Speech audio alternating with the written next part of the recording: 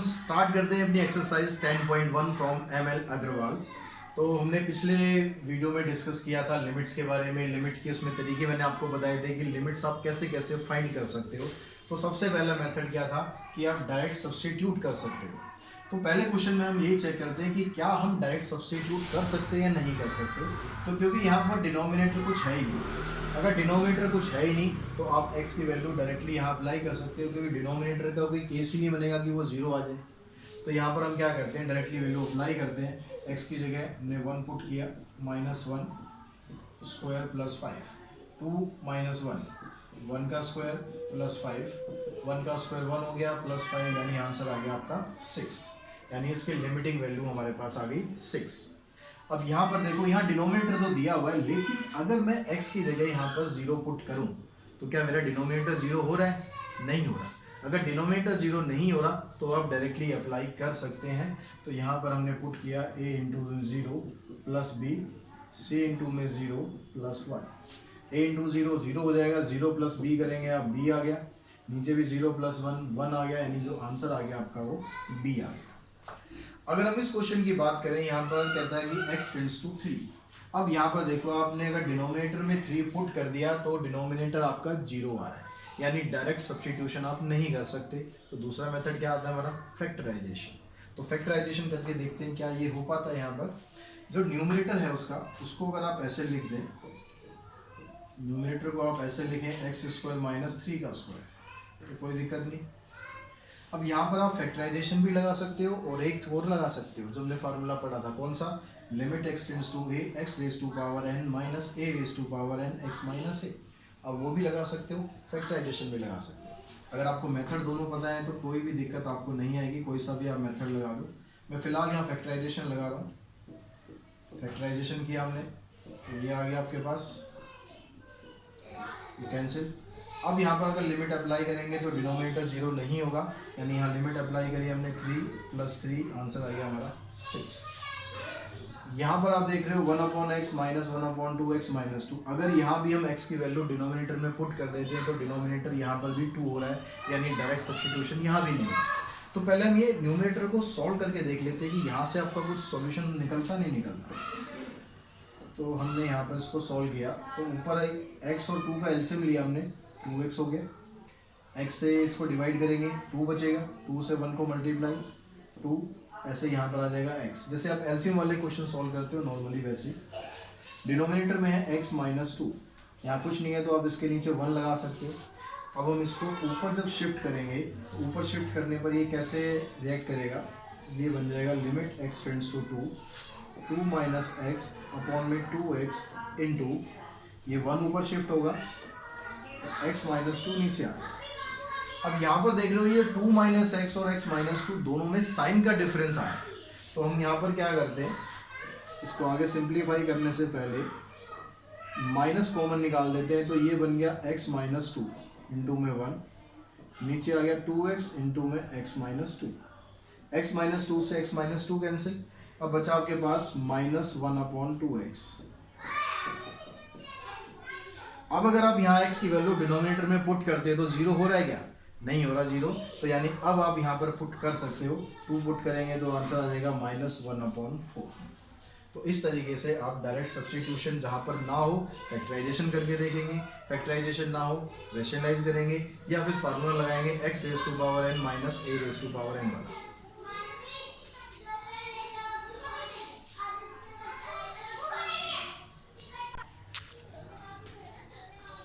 तो next question में आपको दिया हुआ है x limit x tends to 1/2 4x square minus 1 2x minus 1।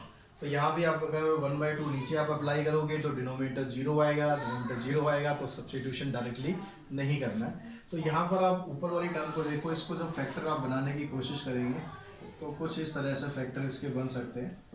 इसको आप लिख देंगे 2x का होल स्क्वायर माइनस 1 का होल स्क्वायर, नीचे आ गया 2x माइनस 1। और ऊपर आपके पास आइडेंटिटी बन गई ए स्क्वायर माइनस बी स्क्वायर की। तो जब आपने आइडेंटिटी यहाँ पर अप्लाई करी तो ये आ गया a माइनस 1 इंटू में a plus 1 divided bye 2x minus 1। Cancel हो गया, डिनोमिनेटर कैंसिल, दैट मीन्स आप डायरेक्ट वैल्यू अप्लाई कर सकते हो। 2 इंटू में 1/2 प्लस 1, इसको सॉल्व करेंगे 1 + 1, आंसर आ गया आपका 2। यहाँ पर भी डिनोमिनेटर में अप्लाई नहीं कर सकते हो। ऊपर यहाँ पर देखो x³ है, x² है, यहाँ पर x है। x यहाँ पर सभी के अंदर आ रहा है, तो पहले आपको क्या काम करना है, उस x को आपको बाहर निकालना है, क्योंकि अभी आप इसके फैक्टराइजेशन नहीं कर पाओगे। जब ये काम हम कर देंगे उसके बाद इसके फैक्टर आप कर सकते हो। तो ऊपर अगर आप ध्यान से देखो, या तो स्प्लिटिंग मिडिल टर्म कर लो, अगर स्प्लिटिंग मिडिल टर्म ना करके कई बार आप डायरेक्टली भी कर सकते हो। कैसे? अगर आप ध्यान से देखो इसको, तो ये आपके पास आइडेंटिटी बन रही है x - 2 का होल स्क्वायर। अगर क्लियरली आपको पता लग जाता है वेल एंड गुड, नहीं पता लगता स्प्लिटिंग मिडिल टर्म, तो टेंशन की कोई बात नहीं भी, ये समझ में नहीं आया तो क्वेश्चन कैसे होगा। नीचे आपके पास a² - b² बनता है, उसको आपने ऐसे लिखा x - 2, यहाँ पर x - 2 का होल स्क्वायर, तो एक तो x - 2 कैंसिल हो गया, अब बच गया ये आपके पास। अब यहाँ लिमिट अगर आपने 2 अप्लाई करी तो क्या नीचे 0 होगा? नहीं हो रहा। ऊपर 0 हो रहा है, ऊपर 0 आ सकता है, कोई दिक्कत नहीं। ऊपर 0 आ गया तो रियल नंबर तो होता है, नीचे नहीं आना चाहिए। तो ऊपर यहाँ पर 0 आएगा, 0 को आप किसी से मल्टीप्लाई कर लो, चाहे किसी से डिवाइड कर लो, उसका जो आंसर है, आंसर तो आपका 0 ही आना है। तो इसका आंसर आ जाएगा आपका 0। तो ऊपर आंसर 0 आ जाए कोई दिक्कत नहीं है, लेकिन जो डिनोमिनेटर है वो आपका 0 नहीं आना चाहिए, इस चीज़ का ज़रूर ध्यान रखें। क्वेश्चन नंबर 7 की अगर हम बात करें, क्वेश्चन नंबर 7 में क्या दिया हुआ है? 7 क्वेश्चन में कहता है लिमिट x टेंड्स टू 2 और limit x tends to half, 2 नहीं है हाफ है, 8x - 3 अपॉन में 8x - 3 upon 2x - 1 minus sine 4x² + 1 divided by 4x² - 1।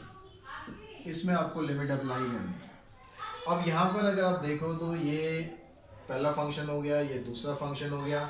आप इन दोनों को अलग अलग कर सकते हो, अलग अलग करके फिर लिमिट अप्लाई कर सकते हो, लेकिन अलग अलग करने पर आप इसको सिंप्लीफाई इजीली नहीं कर पाओगे। उसके बजाय हम इसको इकट्ठा रख के इजीली सिंप्लीफाई कर पाएंगे। कैसे?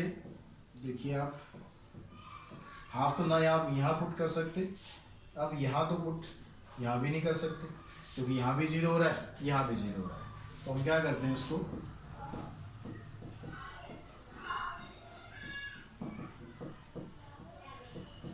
नीचे जो डिनोमिनेटर है इसको हम लिख लेते हैं 2x का होल स्क्वायर माइनस 1 का स्क्वायर। इसके जब आप फैक्टर करेंगे, इसके फैक्टर में आपके पास जो टर्म आएंगी आगे 2x - 1,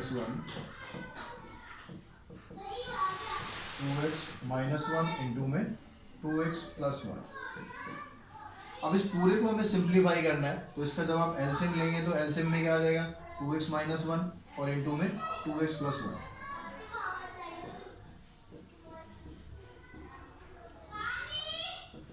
टू एक्स - 1 इंटू में 2x + 1।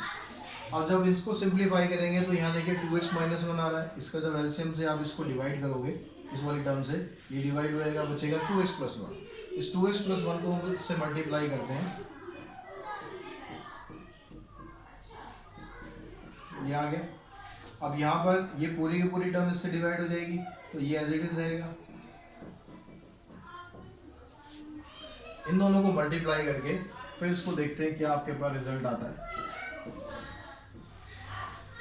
8x को इससे किया, 8 × 16 x², 8x माइनस 3 × 6x और -3। इसकी ब्रैकेट ओपन करेंगे, आ जाएगा -4x² - 1 divided bye 2x - 1 into में 2x + 1। अब यहाँ से इसको और देखो सिंप्लीफाई करो, जब तक डिनोमिनेटर इसका 0 ना आए, इस सिचुएशन पर ना पहुँचो, तब तक इसको सॉल्व करते ही रहना है। 16 - 4 12 आ गया, 8 - 6 2x -3 - 1 -4।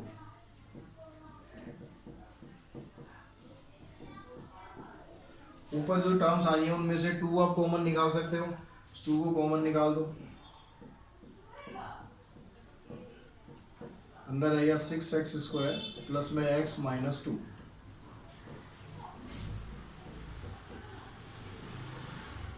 कोई कांस्टेंट टर्म अगर मल्टीप्लाई हो रही है तो उस कांस्टेंट टर्म को आप बाहर ले सकते हो लिमिट के। तो हमने यहाँ लिमिट के इसके बाहर ले लिया, लिमिट x टेंड्स टू 1/2।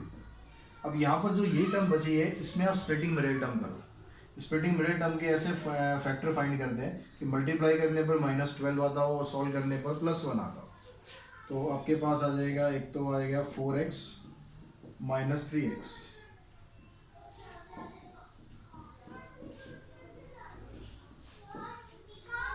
अब इसके बाद क्या करना चाहिए आपको, यहाँ से आपने 6x कॉमन लिया, 6 तो नहीं आएगा, 2x कॉमन लिया तो यहाँ गया 3x प्लस में 2, -1 कॉमन आ गया, 3x प्लस में 2।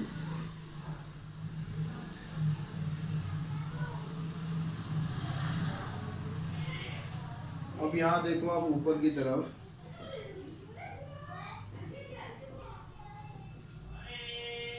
टू एक्स -1, एक फैक्टर तो आपका ये बन गया। दूसरा फैक्टर आ रहा है 3x प्लस 2। एक फैक्टर है 2x -1, दूसरा है 3x प्लस 2। और नीचे तो 2x -1 पहले से चलता आ रहा है और दूसरा है 2x प्लस 1। तो 2x -1 है, ये कैंसिल हो गया, यानी अब जाके जो हमारी मेहनत है वो थोड़ी सक्सेसफुल हुई है। तो 2x -1 है वो यहाँ से ख़त्म हो गया। अब आप यहाँ x की वैल्यू जो हाफ थी उसको यहाँ पुट करेंगे तो हो जाएगा 3 इंटू में हाफ प्लस 2, नीचे हो जाएगा 2 इंटू में हाफ प्लस 1, ये कैंसिल। ये आ जाएगा 3/2 प्लस 2, नीचे आ गया 1 प्लस 1, ये 2 आ जाएगा। ऊपर वाली टर्म को आप एलसीएम लेके सॉल्व करेंगे, 2 2 जा 4 प्लस 3, 7/2। ये वाला 2 भी इधर ही शिफ्ट हो जाता है, यानी आंसर आ जाएगा 7/4। तो क्वेश्चन नंबर 8 में दिया हुआ जो रूट वाली टर्म है।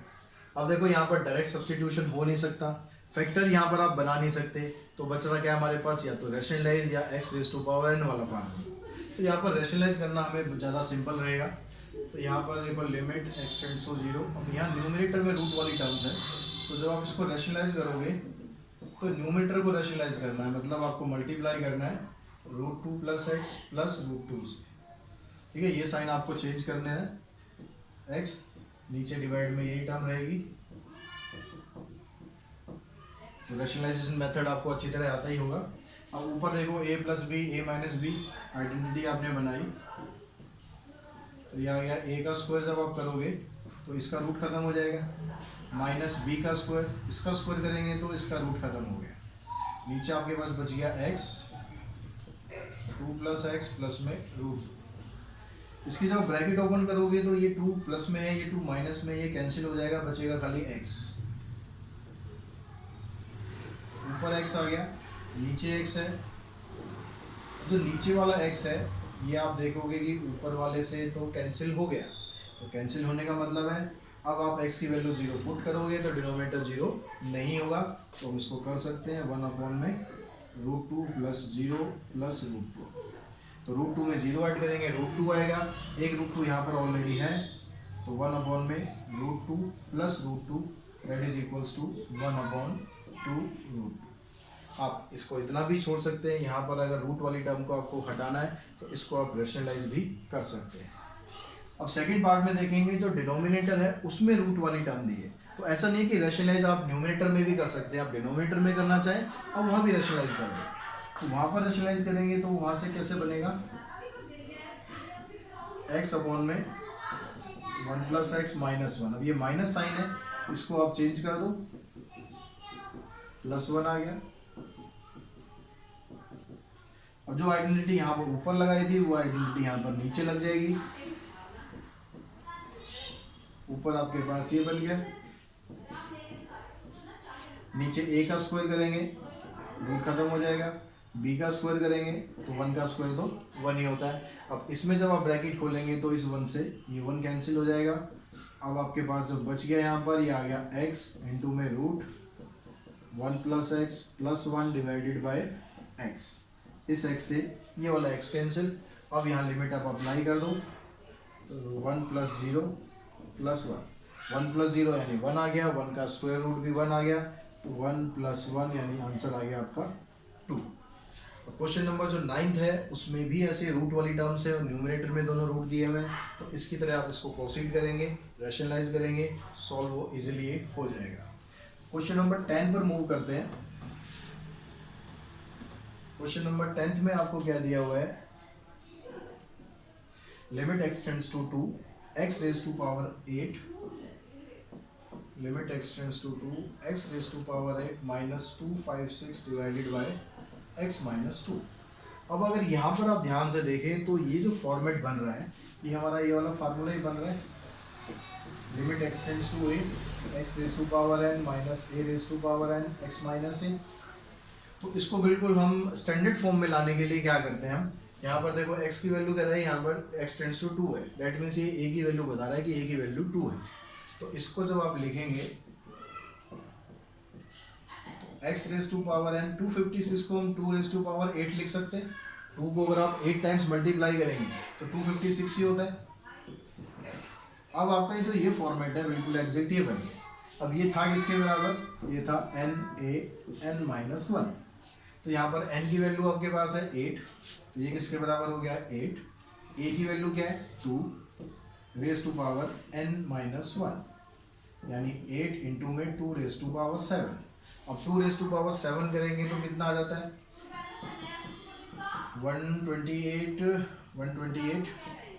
128 को 8 से मल्टीप्लाई कर दो, 8 8 जा 64, 6 बचेगा, 8 2 जा 16 प्लस 6 22, 8 1 जा 8 और 2 10, तो इसकी वैल्यू आ जाएगी 1024। तो बच्चों क्वेश्चन नंबर 11 भी देखो लगभग यही फॉर्मेट है। तो ये तो हमें समझ में आ रहा है कि हमें बनाना तो ये ऐसे ही है, लेकिन क्या स्टैंडर्ड फॉर्मेट ये है? देखो स्टैंडर्ड फॉर्मेट के लिए नीचे क्या चाहिए आपको, x माइनस a चाहिए। यहाँ पर क्या आ रहा है x रेज टू पावर 5 आ रहा है। तो ये जो x रेज टू पावर 5 है, आप इसी से स्टार्ट करो, आप इसको पुट करके चलो कि x रेज टू पावर 5 जो है y के बराबर है। अब हम क्या कर रहे हैं, हम जो x वाली वैल्यूज है, जो फंक्शन में x यूज हो रहा है उसको हम y में लेके जा रहे हैं। y में लेके जा रहे हैं तो उसकी जो लिमिट है उसको भी आपको y में ले जाना पड़ेगा। अब यहाँ पर ये कह रहा है कि because x tends to 2, x की वैल्यू 2 को टेंड्स कर रही है, तो y की वैल्यू किसको टेंड्स करेगी। अब यहाँ पर y की वैल्यू y किसके बराबर था, x रेज टू पावर 5। तो आप x की जगह 5 यहाँ पुट करेंगे तो क्या आ जाएगा, y टेंड्स टू 32। ठीक है, तो ये जब x की वैल्यू 2 को टेंड कर रही थी तो y की वैल्यू किसको टेंड कर रही है, 32 को। तो यहाँ पर आ जाएगा x tends to 30, y tends to 32। अब यहाँ पर क्या बन गया, ये x की पावर 10 था। अब x की पावर 10 को आप कैसे लिख लेंगे, x की पावर 5 का अगर आप स्क्वायर करेंगे तो x की पावर 10 हो गया, तो यहाँ भी इसका स्क्वायर होगा, यानी x की पावर 10 जो है वो y स्क्वायर के बराबर हो गया। तो x की पावर 10 को आप लिख लेंगे y स्क्वायर माइनस 1024 को आप लिखेंगे 32 की पावर 2, क्योंकि a आपके पास क्या आ रहा है, यहाँ पर 32 आ रहा है। a यहाँ पर क्या आ रहा है, जो a होता है उसी की पावर आपको बनानी है।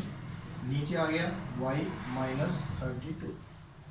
अब देखो, अब आपका जो फॉर्मेट है वो बिल्कुल स्टैंडर्ड फॉर्मेट बन गया।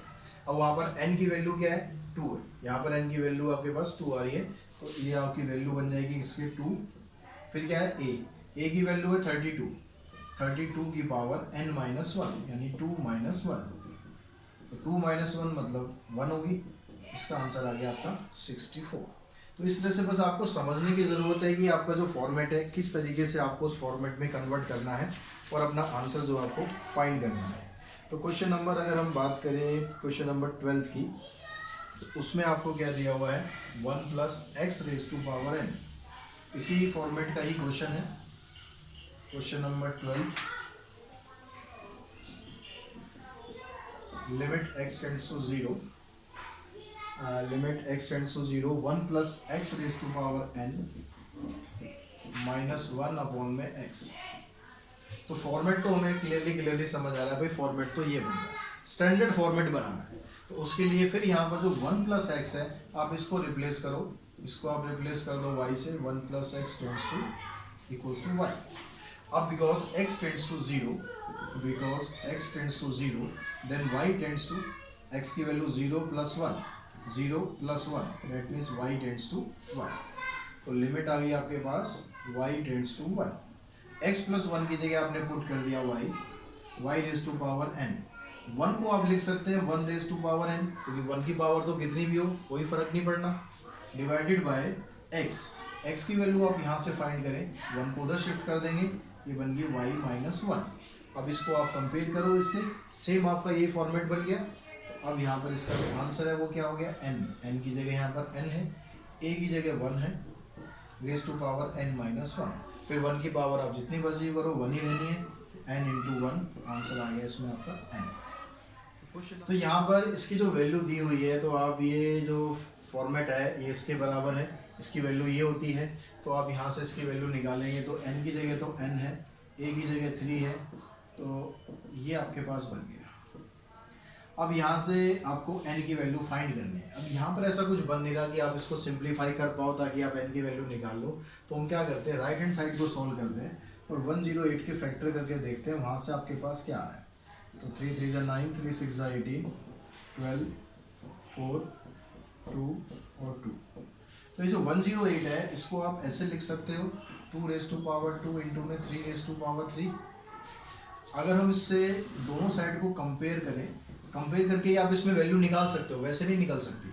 अब इसमें कंपेयर देखो कैसे करेंगे आप, इसको आप लिखें n इंटू में 3 रेज टू पावर n-1, 2 का स्क्वायर हो गया 4। अब यहाँ पर जो 3 है इस 3 को आप ऐसे लिखते हैं 3 रेज टू पावर 4-1। अब अगर आप दोनों साइड्स को कंपेयर करें, कंपेयरिंग बोथ साइड्स, तो यहाँ पर देखो दोनों साइड को आप कंपेयर करोगे, यहाँ से n की वैल्यू 4 के बराबर आ रही है और यहाँ से भी n की वैल्यू 4 के बराबर आ रही है। दोनों तरह से वैल्यू आपकी सेम आनी चाहिए। अगर ऐसा है दैट मीन्स आप कह सकते हो कि n की वैल्यू आपकी 4 के बराबर है।